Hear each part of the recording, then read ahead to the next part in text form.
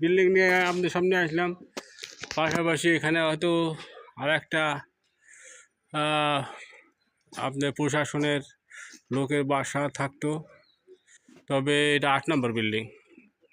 বিল্ডিংটার সামনে কিন্তু দেখেন এখানে কিন্তু এরকমভাবে ডিজাইন করা। বিল্ডিংটা এইভাবে ডিজাইন করছে, দেখেন এইভাবে ডিজাইন করছে, এইভাবে ডিজাইন করছে, এই যে এরকমভাবে ডিজাইন করছে।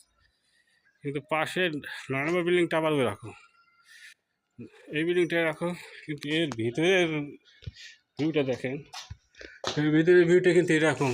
এটা কিন্তু আমরা 70 সালেও কি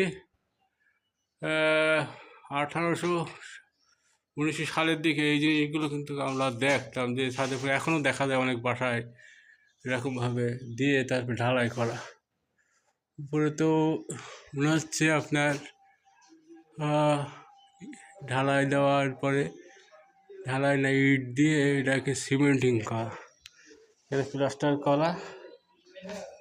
এখানে এরকম আছে, এটা কিন্তু বেশি, এটাও আরেক রকম, তবে এটার কিন্তু ওটার মধ্যে এত 9 নম্বরের মধ্যে এত আধুনিক না। 8 নম্বরটার ডিজাইনটা আরেক রকম, তো ওটা অনেক হাইফাই, এটা একটু মোটামুটি।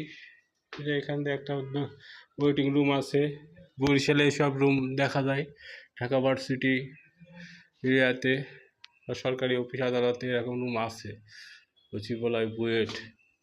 ভিতরে একটা থাকার জায়গা, এখানে মনে হয় মানুষের বাসঘর। এটা হয়তো অত্যাধুনিক না, মোটামুটি সুন্দর আর কি।